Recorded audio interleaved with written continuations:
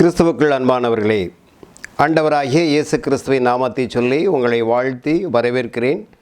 மீண்டுமாக இந்த காணொலி வழியாக உங்களை சந்திப்பதில் மிகுந்த மனமகிழ்ச்சி அடைகிறேன். அன்புக்குரியவர்களே, 4 மாதத்தை கடந்து 5வது மாதத்தை நாம் காணும்படி கர்த்தர் நமக்கு கிருபை பாராட்டியிருக்கிறார்.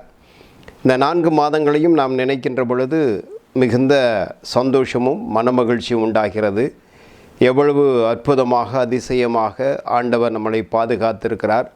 ஒவ்வொரு வினாடியும் ஒவ்வொரு மணிப்பொழுதும் ஒவ்வொரு நாளையும் நாம் கடந்து வருவது அவருடைய கிருபைதான் என்பதை அறிந்து அவருக்கு நாம் நன்றிகளையும் துதிகளையும் ஏறெடுப்போம்.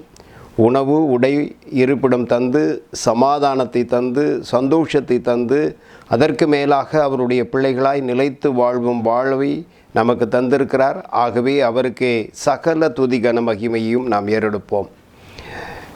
இந்த மாதம் மிகுந்த வெயில் தாக்கம் தமிழ்நாடு முழுவதும் அதிகமான வெயில் தாக்கம் இருக்கிறது என்பதை நாம் அறிவோம். ஆகவே அரசாங்கம் நமக்கு கொடுக்கிற ஆலோசனைகளை பின்பற்றுவோம். அது மாத்திரமல்ல, வெளியிலே அதிகமாக சென்று நம்மளுடைய உடம்பை வருத்தி கொள்ளாதபடி நம்மை பாதுகாத்து கொள்வோம். அதே வேளையிலே இயற்கைகள் பாதுகாக்கப்பட வேண்டும். இயற்கைகளை அழிக்காத வண்ணம் இயற்கைகளை பாதுகாத்து அவற்றிலிருந்து வரக்கூடிய நன்மைகளை நாம் அனுபவிப்பதும், மீண்டுமாக அந்த இயற்கையை பாதுகாப்பது, மறுபடியும் அதை விளையச் செய்வது என்பது நமது தலையாய கடமை. ஆகவே அவற்றை நாம் செய்யும்படி இந்த நாளிலே நாம் அழைக்கப்பட்டிருக்கிறோம். அன்பானவர்களே, இந்த மே மாதத்திலே ஆலயங்களிலே சிறுவர் பள்ளி அல்லது விபிஎஸ் நடக்கும். இந்த விபிஎஸ்னுடைய செம்பொருள் அல்லது விபிஎஸ்னுடைய காரியங்களிலே சிறு பிள்ளைகளுக்கு சத்தியத்தை அறிவிப்பதற்காக பல முயற்சிகள் எடுப்பார்கள். அப்படிப்பட்ட முயற்சிகளிலே ஈடுபட்டிருக்கிற உங்கள் அனைவருக்கும் என்னுடைய அன்பான ஆசீர்வாதங்களையும் வாழ்த்துக்களையும் நான் சொல்லிக் கொள்கின்றேன். இந்த சிறு பிள்ளைகளுக்கு நீங்கள் சொல்லிக் கொடுக்கின்ற பொழுது வேதத்தினுடைய ரகசியத்தை மிக தெளிவாக, அதே வேளையிலே சத்தியத்தை தவறாமல், சத்தியத்தை விட்டு வேறு வழியாக சொல்லாதபடிக்கு சத்தியத்தின் வழியில் நின்று சொல்லும்படியாய் உங்களை அன்போடு கேட்டுக்கொள்கிறேன். இந்த நாளிலும் கூட நமது சிந்தனைக்கென்று நான் கொண்டிருக்கிற தலைப்பு திருப்பணி நமது கடமை. திருப்பணி அல்லது அருட்பணி என்பது நம்மளுடைய கடமை என்ற தலைப்பின் கீழாக சிந்திக்கும்படி நாம் அழைக்கப்பட்டிருக்கிறோம். அதற்கு நான் ஆதாரமாக எடுத்திருக்கிற வேத பகுதி லூக்கா 4ஆம் அதிகாரம் 18 முதல் 30 வசனங்கள் அடங்கிய பகுதியை தான் இந்த நாளிலே நான் அதற்கு ஆதாரமாக கொண்டிருக்கிறேன்.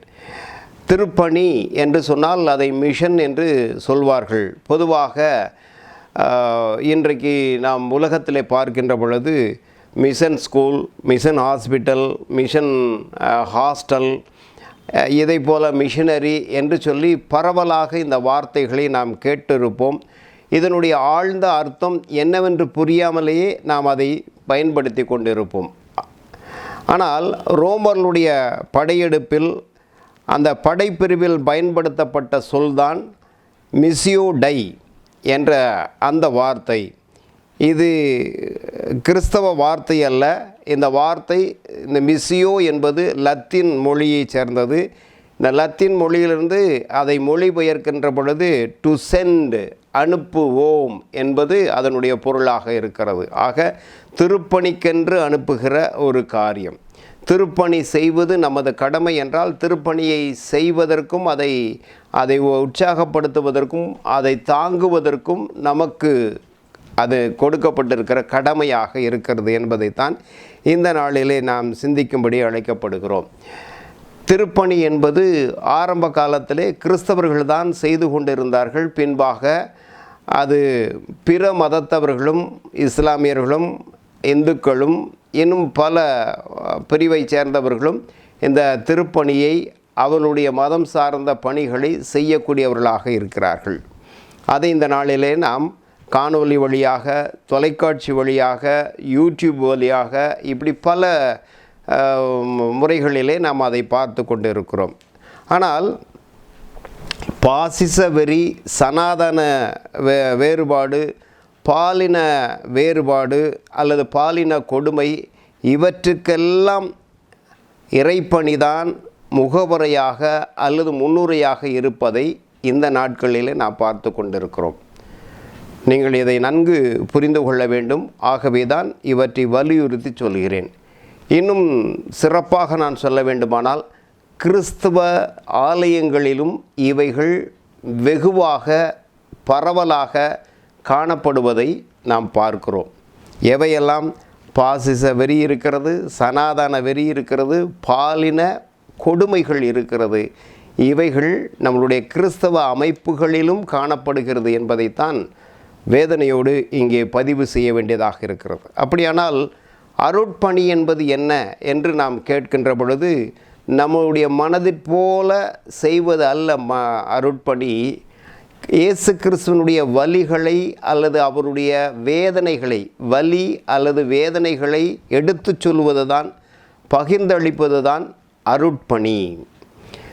நமக்கு நன்றாக தெரியும், இயேசு கிறிஸ்து இந்த உலகத்தில் பாவம் அறியாதவராக இருந்தார். ஆனால் நமக்காக அவர் பாடுபட்டார் என்று சொல்லி, அந்த பாடுகளினுடைய விளைவு, அந்த பாடுகளுடைய மதிப்பைத்தான் அருட்பணியாக நாம் எடுத்து சொல்ல வேண்டியது அவசியமாக இருக்கிறது. அதற்கு மிகுந்த சிறந்த எடுத்துக்காட்டு யார் என்று சொன்னால் ஆண்டவராகிய இயேசு கிறிஸ்து தான். தானியேல் 12ஆம் அதிகாரம் 3ஆம் வசனத்திலே அங்கே வாசிக்கிற பொழுது, ஞானவான்கள் ஆகாய மண்டலத்தின் ஒளியைப் போலவும் அநேகரை நீதிக்கு உட்படுத்துகிறவர்கள் நட்சத்திரங்களைப் போலவும் என்றென்றைக்கும் சதா காலங்களிலும் பிரகாசிப்பார்கள் என்று வேதம் சொல்லுகிறது. யார் அந்த ஞானவான்கள்? யார் அந்த நட்சத்திரங்களைப் போல ஜொலிக்கிறவர்கள் யார் என்று நாம் கேட்கிற பொழுது, நீதிமொழிகள் 11ஆம் அதிகாரம் 30ஆம் வசனத்தினுடைய கடைசி பகுதி என்ன சொல்கிறது என்றால், ஆத்துமாக்களை ஆதாயப்படுத்தி கொள்கிறவர்கள் ஞானவான்கள். அப்போ ஆத்துமாக்களை ஆதாயம் செய்யக்கூடிய பணிதான் இறைப்பணி, அதுதான் திருப்பணி, அதுதான் அருட்பணி.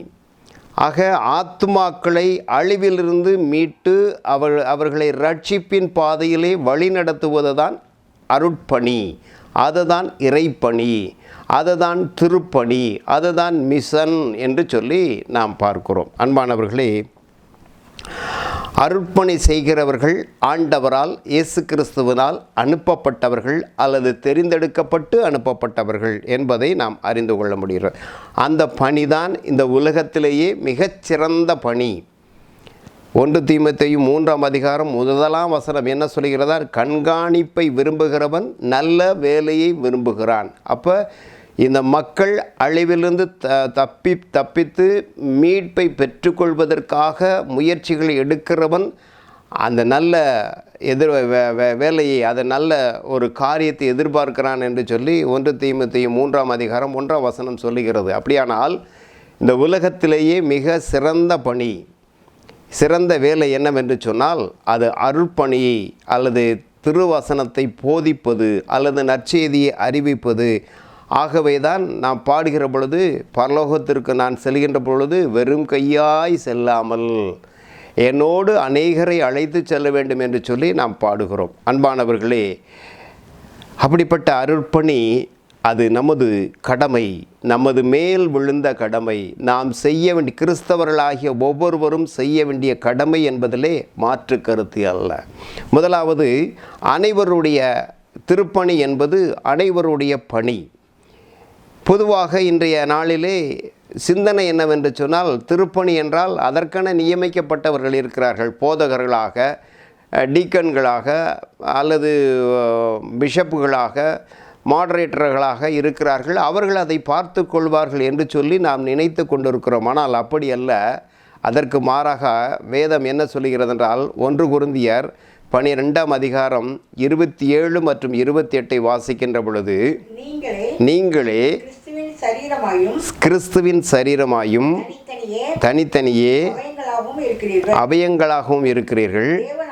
தேவனானவர் சபையிலே முதலாவது அப்போஸ்தலர்களையும், இரண்டாவது தீர்க்கதரிசிகளையும், மூன்றாவது போதகர்களையும், பின்பு அற்புதங்களையும், பின்பு ஊழியங்களையும், ஆளுகைகளையும், பாஷைகளையும் ஏற்படுத்தினார். பாருங்க, இது ஆண்டவர் ஏற்படுத்தின காரியம். சபைதனிலே அப்போஸ்தலர்களையும் தீர்க்கர்களையும் அது மாத்திரமல்ல போதகர்களையும் ஏற்படுத்தி அற்புதங்களையும் அதிசயங்களையும் எல்லாவற்றையும் ஆண்டவர் ஏற்படுத்தினார் என்று சொல்லி வேதம் சொல்கிறதாக சபையில் இருக்கக்கூடியவர்களை கர்த்தர் தமது பணிக்கென தெரிவு செய்கின்றார்.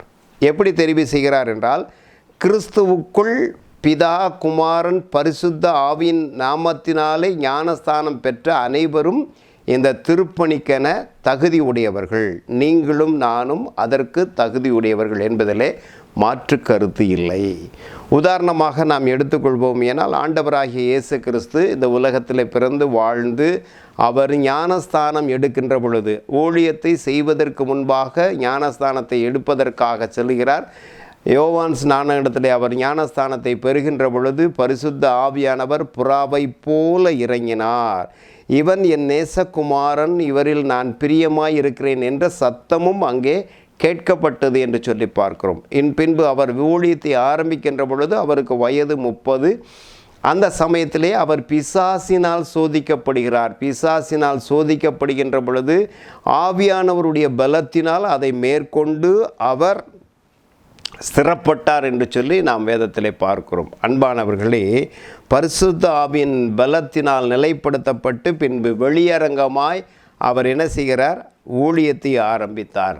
அப்படியானால் நான் ஏற்கனவே சொன்னது போல இறைப்பணி என்பது நம்மளுடைய சொந்த கருத்துக்களை சொந்த மனதில் ஏற்பட்டபடி செய்வதல்ல, இயேசு கிறிஸ்துவனுடைய வலிகளையும் வேதனைகளையும் அறிவிப்பது என்று சொல்லி ஆண்டவராகிய இயேசு கிறிஸ்து பரிசுத்த ஆவியினால் கன்னி மரியாளுடைய வயிற்றில் உற்பத்தியானார். அவர் மனிதனாக இந்த உலகத்திலே பிறந்தார்.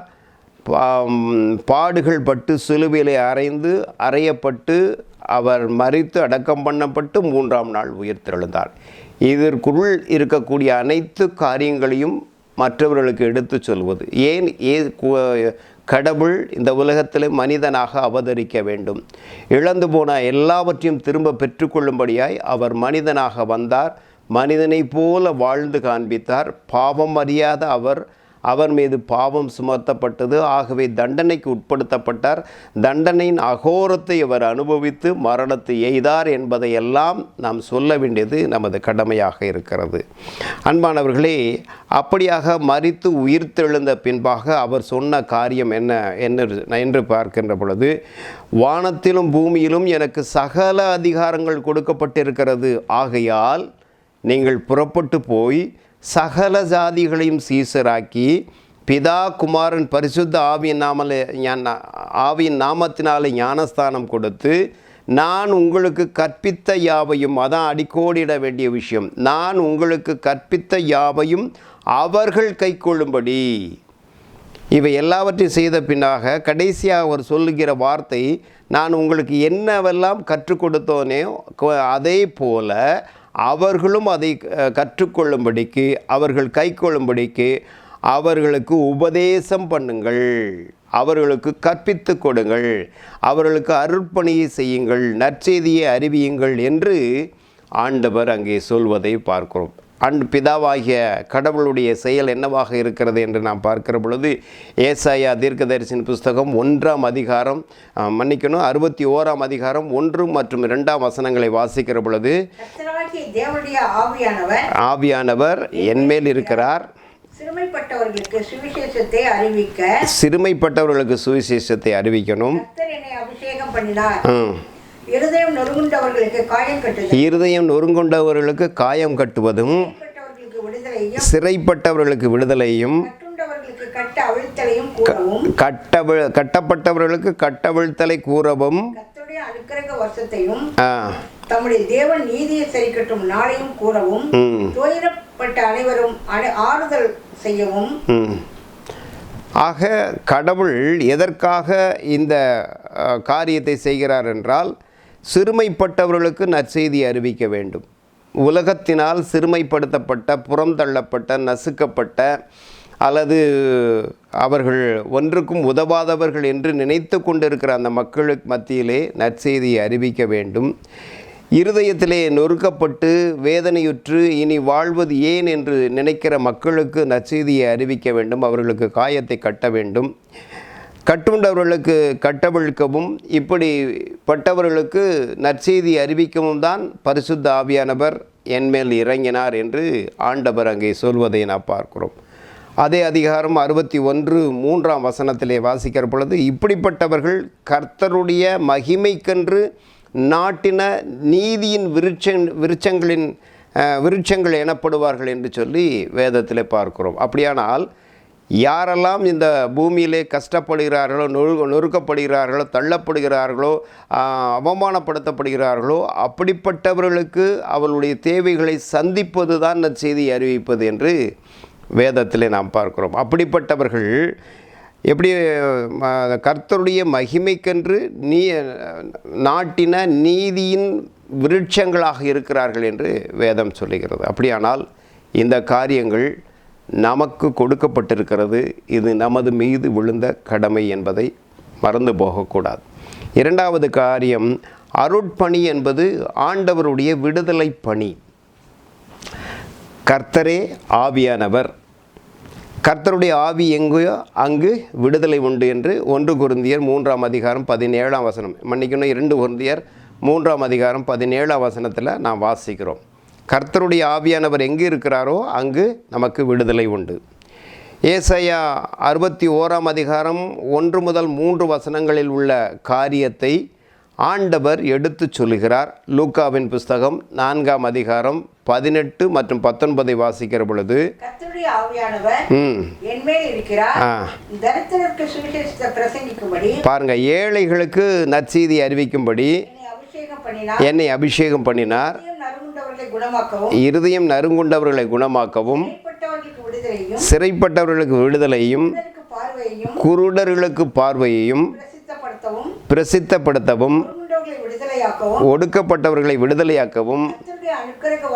போதும். இப்படிப்பட்டவங்களுக்கு நற்செய்தி அறிவிக்கும்படி பரிசுத்த ஆவியானவர் என்மேல் இறங்கினார் என்று சொல்லி அங்கே பார்க்கிறோம். அன்பானவர்களே, எகிப்து தேசத்தில் அடிமையாக இருந்த மக்களை விடுதலையாக்கும்படி மோசேயை தெரிவு செய்து அவர் மூலமாய் விடுவித்து வருகிறார். அங்கே அவர்கள் பிரச்சனைகளை கஷ்டங்களை சந்தித்த பொழுது, நீங்கள் சும்மா இருப்பீர்கள், யுத்தம் என்னுடையது என்று சொல்லி அவர்களை விடுதலையாக்கினார். 18 வருடமாக எவ்வளவேனும் நிமிர முடியாதபடிக்கு கூனியாயிருந்த அந்த பெண்மணி ஆண்டவரை சந்திக்கிறாள். பின்பு கூனியை காணவில்லை, அவள் சுகம் பெற்று செல்கிறாள் என்று பார்க்கிறோம். விடுதலையை கட்டளையிடுகின்றார். 38 வருடமாய் முடமாய் கிடந்த மனிதன் ஆண்டவரை சந்திக்கிறான். சந்தித்ததற்கு பின்பாக அந்த மனிதனை காணவில்லை, அவன் சுகம் பெற்று செல்கிறான். விடுதலை கட்டளையிட்டார் என்று நாம் பார்க்கிறோம். விடுதலையை கொடுத்தார் என்று பார்க்கிறோம். நசுக்கப்பட்ட மக்களுக்கு விடுதலையை கொடுத்தார் என்று சொல்லி பார்க்கிறோம். சகேவை நாம் பார்க்கிற பொழுது, அவன் மரத்தில் ஏறுகின்ற பொழுது ஒரு பாவியான மனிதனாக ஏறினான். ஆண்டவரை சந்தித்த பொழுது, மரத்திலிருந்து இறங்கின பொழுது அவன் பாவத்தை அறிக்கை இட்டு அவன் பாவ மன்னிப்பை பெற்று ஆண்டவருடைய பிள்ளையாக மாறுகிறான். ஆகவே தான் இவன் ஆபிரகாமின் மடியிலே இருக்கக்கூடியவனாக இருக்கிறான், ஆபிரகாமின் பிள்ளைகளில் ஒருவனாக இருக்கிறான் என்று சொல்லி ஆண்டவர் அவனை சொல்வதை பார்க்கிறோம். பார்வையற்றவன் வருகிறான், பார்வை பெற்று போகிறான். ஆக இப்படிப்பட்டவர்களுக்கு விடுதலையை கொடுப்பது தான் நற்செய்தி பணி என்று ஆண்டவர் சொல்கிறார். அது மாத்திரமல்ல, உயிர்த்தெழுந்த ஆண்டவர் சீடர்களுக்கு காட்சி கொடுக்கின்ற பொழுது, யோவான் 20 அந்த வசனங்களை நான் வாசிக்கிற பொழுது, 20 20 அந்த வசனங்களை வாசிக்கிற பொழுது, உங்களுக்கு சமாதானம் என்று சொல்லி அவர்கள் மத்தியிலே அவர் காட்சி கொடுக்கிறார். காரணம் என்ன? அவர்கள் சமாதானமற்ற நிலையிலே இருக்கிறார்கள். நாம் ஆண்டவரை நம்பியிருந்தோம், அவர் மரித்து விட்டார், இனி நாம் என்ன செய்ய போகிறோம் என்று குழம்பிக் கொண்டிருந்தார்கள். ஒருவேளை நம்மையும் பிடித்து சிலுவையில் அறைந்து விடுவார்கள் என்று பயந்து அவர்கள் இருட்டறையிலே இருந்து கொண்டிருந்தார்கள். அப்படிப்பட்டவர்களை சந்தித்து ஆண்டவர் உங்களுக்கு சமாதானம் என்று சொல்லி அவர்கள் மீது பரிசுத்த ஆவியை ஊதி அவர்களுக்கு பணியை செய்யும்படி அழைக்கிறார். நீங்கள் எவருடைய பாவங்களை மன்னிக்கிறீர்களோ அவர்களுடைய பாவங்கள் மன்னிக்கப்படும், எவருடைய பாவங்களை மன்னியாதிருக்கிறீர்களோ அவைகள் மன்னிக்கப்படாது, இந்த உலகத்தில் நீங்கள் எதை விடுதலையாக்குகிறீர்களோ அவைகள் விடுதலையாக்கப்படும் என்று சொல்லி ஆண்டவர் அங்கே சொல்வதை நாம் பார்க்கிறோம். ஆக அருட்பணி என்பது விடுதலையின் பணி. அது செய்யும்படி நீங்களும் நானும் அழைக்கப்படுகின்றோம். மூன்றாவதாக அனைவருக்குமான பணி. திருப்பணி என்பது குறிப்பிட்ட நபர்களுக்கு அல்ல, அது அனைவருக்குமான. இந்த ஆண்டவராகிய இயேசு கிறிஸ்துவை ஏற்றுக்கொண்ட அத்தனை பேருக்கும், தன்னுடைய சொந்த இரட்சகராக ஏற்றுக்கொண்ட அனைவருக்குமான பணி என்று சொல்லி நாம் இங்கே பார்க்கிறோம். இயேசு கிறிஸ்து ஓய்வு நாளிலே உபதேசம் பண்ணினார். அதை கேட்டு அநேகர் அவரை பின்பற்றினார்கள் என்று பார்க்கிறோம். அதே வேளையிலே அவருடைய அடையாளத்தை அவர்கள் தேடினார்கள், அவருடைய பின்புலத்தை அவர்கள் உற்று நோக்கினார்கள். என்னவென்றால், இவன் தச்சனுடைய மகன் அல்லவா, இவனுக்கு இப்படிப்பட்ட ஞானம் எப்படி வந்தது என்று சொல்லி அவனை இயேசு கிறிஸ்துவினுடைய பின்புலத்தை ஆராய ஆரம்பிக்கின்றார்கள். அன்பானவர்களே, இயேசு கிறிஸ்து யூதர்களுக்கு பிடிக்காமல் போனதற்கு 2 காரணங்கள் உண்டு. இயேசு கிறிஸ்துவை யூதர்களுக்கு பிடிக்காததற்கு 2 காரணங்கள். ஒன்று அவர்களுடைய ஆணவம், இரண்டாவது அவர்களுடைய அளவு கடந்த சமய வெறி. ஆணவம் என்னவென்று சொன்னால், வெளியிலிருந்து ஒரு ஆசாரியன் வருவானேயானால் அவனை ஏற்றுக்கொள்வார்கள். ஆனால் அவர்களிலிருந்து ஒருவர் ஆசாரியனாய் வரும்பொழுது அதை அவர்கள் ஏற்றுக்கொள்வதில்லை. இரண்டாவது, இறைவன் அளித்த அனைத்து கொடைகளும் தங்களுக்குத்தான், தங்களை தவிர அது மற்றவர்களுக்கு கிடையாது, நாங்கள் மட்டுமே அதற்கு உரிமை உடையவர்கள் என்று அந்த சமயத்தின் மீது கொண்டிருந்த வெறி. இவைதான் இயேசு கிறிஸ்துவை இவர்களுக்கு பிடிக்காமல் போனதுக்கு காரணம். ஏனென்றால் இவை 2ஐயும் ஆண்டவர் நொறுக்குகிறார். ஆகவே அவர்கள் அவர் மீது கோபம் கொண்டார்கள், எரிச்சல் கொண்டார்கள் என்று பார்க்கிறோம். நம்ம வேதத்தில் நம்ம பார்க்கும்போது லூக்காவின் புஸ்தகம் 4ஆம் அதிகாரம் 25ஆம் வசனம் 28ஆம் வசனங்களை வாசிக்கிற பொழுது, அங்கே எலியாவின் நாட்களிலே தேசம் முழுவதும் பஞ்சம், வானம் அடைக்கப்பட்டது, மழை பெய்யாமல் இருந்தது, ஆகவே பஞ்சம் ஏற்பட்டது. அந்த நேரத்தில் இஸ்ரவேலுக்குள் அநேக விதவைகள் இருந்தார்கள். ஆனாலும் எலியா தீர்க்கன் சீதோன் நாட்டில் உள்ள சாரிபாத் என்ற ஒரு விதவையினுடைய வீட்டுக்குத்தான் அனுப்பப்பட்டார் என்று பார்க்கிறோம். அதேபோல் எலிசாவின் காலத்திலே இஸ்ரவேலிலே அநேக குஷ்டரோகிகள் இருந்தார்கள். ஆனால் நாகமான் தான் சுத்தமானான், மற்றவர்கள் எல்லாரும் சுகமடையவில்லை என்று பார்க்கிறோம். இதை ஆண்டவர் சொன்ன உடனே இதை கேட்ட ஜனங்கள் அவர் மீது கோவப்பட்டு அவரை அழைச்சிட்டு போய் மலையிலிருந்து தள்ளி அவரை கொல்ல வேண்டும் என்று நினைத்தார்கள். அவர்களை கடந்து போனார் என்று வேதத்தில் பார்க்கிறோம். அதைப்போல் மத்தேயு 15ஆம் அதிகாரத்தில் கானானிய ஸ்திரியை பார்க்கிறோம். கானானிய ஸ்திரீ தன்னுடைய மகள் கொடிய பிசாசினால் பிடிக்கப்பட்டு அவதிவுறுகிறாள். ஆகவே அவளை காப்பாற்ற வேண்டும் என்று ஆண்டவரிடத்திலே கேட்கிறாள். ஆண்டவர் அறியாதவர் போல, தெரியாதவர் போல நடந்து கொள்கிறார். அவள் தொடர்ந்து கேட்டுக்கொண்டிருக்கும்போது சீடர்கள் நம்மளை தொடர்ந்து வருகிறாள், இவருக்கு ஏதாவது செய்யும் என்று சீடர்கள் சொல்லுகிறார்கள். அப்பொழுது ஆண்டவர் அவளை மிக குறைவான வார்த்தைகளினாலே பேசுவதை பார்க்கிறோம். இந்த அப்பத்தை எடுத்து, பிள்ளைகள் சாப்பிடுகின்ற அப்பத்தை எடுத்து நாய்களுக்கு போடுவது சரியல்ல என்று அங்கே சொல்வதை பார்க்கிறோம். அதற்கு அவள், ஆண்டவரே நீ சொல்வது சரிதான், ஆனால் மேசையிலிருந்து விழக்கூடிய துணிக்கைகளை நாய்க்குட்டிகள் பொறுக்கிக் கொள்ளும் அல்லவா என்று அந்த வார்த்தைக்கு அவள் மறுமொழி கொடுக்கின்ற பொழுது, ஆண்டவர் உன்னுடைய விசுவாசம் மிகவும் பாராட்டுக்குரியது, உன்னுடைய விசுவாசத்தின்படி உனக்கு ஆக கடவுது என்று சொல்லி அங்கே விடுதலையை கட்டளையிட்டார் என்று சொல்லி பார்க்கிறோம். இன்றைக்கும் நாம் ஆலயங்களிலே இரக்கத்தின் ஜெபத்தை சொல்லுகின்ற பொழுது, திருவிருந்தை அனுசரிக்கின்ற அந்த வேளையிலே இரக்கத்தின் ஜெபத்தை சொல்லுகின்ற பொழுது இந்த வார்த்தைகளை சொல்லித்தான் நாம் என்ன செய்கிறோம், நம்மளுடைய பாவத்தை அறிக்கை செய்கிறோம். மேசையிலிருந்து விழும் துணிக்கைகளை பொறுக்கிக் கொள்ள நாங்கள் பாத்திரர் அல்ல என்று நாம் சொல்லி அந்த திருவிருந்திலே நாம் பங்கு பெறுகிறோம். ஆம் அன்பானவர்களே, இந்த இறைப்பணி என்பது நமக்கு மாத்திரமல்ல, அது அனைவருக்குமானது. யூதர்கள் ஆண்டவர் கொடுத்த வரங்கள் எல்லாவற்றையும் தமக்கு மாத்திரமே உரியது என்றார்கள். ஆனால் எலியா சாரிபாத் வீட்டுக்குத்தான் அனுப்பப்பட்டாள். அவள் புறஜாதி என்பதை நாம் பார்க்கிறோம். எலிசாவின் காலத்திலே நாகமான் குஷ்டரோகமாக இருந்தான். அவன் இஸ்ரவேலன் அல்ல என்பதை நாம் அறிந்து கொள்ள வேண்டும். அதே போல கானானிய ஸ்திரீ யூதர்களுக்கு அருவருப்பானவர்கள், ஆனால் அவள் விசுவாசித்து ரட்சிப்பை ஏற்றுக்கொண்டாள் என்று சொல்லி நாம் பார்க்கிறோம். அப்படியானால் இந்த நற்செய்தி ஒருவருக்கு மாத்திரமல்ல, அனைத்துலக மக்களுக்கும் அனைவருக்குமான பணி. இந்த பணியை செய்யும்படி நாம் அழைக்கப்படுகின்றோம். அன்பானவர்களே, இது நமது மீது விழுந்த கடமை. இந்த கடமையை செய்வதற்கு நீங்களும் நானும் எவ்வளவு ஆயத்தமாக இருக்கிறோம் என்பதை பார்ப்போம். ஜெர்மனியிலிருந்து வந்த சீகன் பால்க் கிபி 1706 1719 தரங்கம்பாடியிலே வந்து ஆண்டவருடைய வார்த்தைகளை, நற்செய்தி பணியை அறிவிக்கும்படியாக அவர் எடுத்துக்கொண்ட முயற்சிகள் எவ்வளவு என்பதை நாம் யோசித்து பார்ப்போம். வேறொரு நாட்டிலிருந்து வந்து ஆண்டவருடைய நற்செய்தி பணி அறிவிக்கப்படாவிட்டால் நமக்கு எப்படி தெரிந்திருக்க முடியும்? ஆகவே நாம் இன்றைக்கு அறிந்திருக்கிற அந்த நற்செய்தி பணியை மற்றவர்களுக்கு அணிவிப்போம். மற்றவர்களையும் கட்டுகளிலிருந்து விடுதலையாக்கி இறை மக்களாக அவர்களை ஒன்று கூட்டுவோம். கர்த்தர் தாமே இப்படிப்பட்ட ஆசீர்வாதத்தை நமக்கு தருவாராக. ஜெபம் செய்வோம். நல்ல தகப்பனே, அருமையான வேளைக்காய் ஸ்தோத்திரம். புதிய மாதத்திற்காய் ஸ்தோத்திரம். புதிய மாதத்தினுடைய முதல் ஞாயிற்றுக்கிழமை தேவனுடைய சமூகத்தில் அமர்ந்திருக்கிறோம். திருப்பணி எங்களுடைய கடமையானது என்பதை நாங்கள் அறிந்திருக்கிறோம். அதற்கான காரியங்களை குறித்து இந்த நாளிலே சிந்தித்தோம்.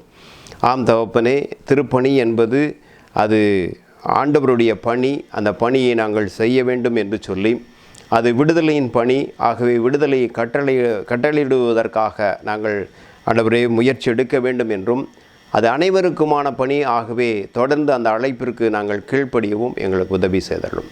இந்த வார்த்தைகளை கேட்ட ஜனங்களை ஆசீர்வதியும். தொடர்ந்து ஆண்டவரே உம்முடைய நாமத்தை மகிமைப்படுத்த இறைப்பணிக்கென்று தன்னை அர்ப்பணித்த ஒவ்வொருவரும் தொடர்ந்து இந்த இறைப்பணியை செவ்வையாய் செய்து முடிக்க கர்த்தர் உதவி செய்தலும். ஆசீர்வதியும் பலப்படுத்தும் மீட்பெரும் இரட்சகருமாயிருக்கிற கிறிஸ்துவின் வழியாக வேண்டுகிறோம் எங்கள் நல்ல பிதாவே, ஆமென். கர்த்தர் தாமே இந்த காரியங்களை ஆசீர்வதிப்பாராக. ஆமென்.